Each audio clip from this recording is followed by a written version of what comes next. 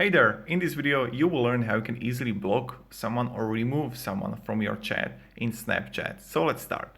First, let's click here and let's click on chat. And right away, I got my sister here. Sorry sister, I know it's going to be tough, but you are going to get deleted. So I will just hold her and then I'm going to click on more.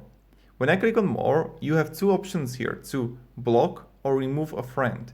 When I'm going to click on remove a friend, I'm going to just remove her, or I'm going to click here on block. And are you sure you want to block Sestra? I don't want to do that, so I'm not going to, but this is how you do it. This is how you actually block or remove a friend.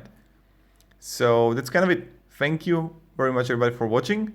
If you enjoyed this video, you can support and subscribe. You know how it goes. So thank you, have a great day, and see ya. Goodbye.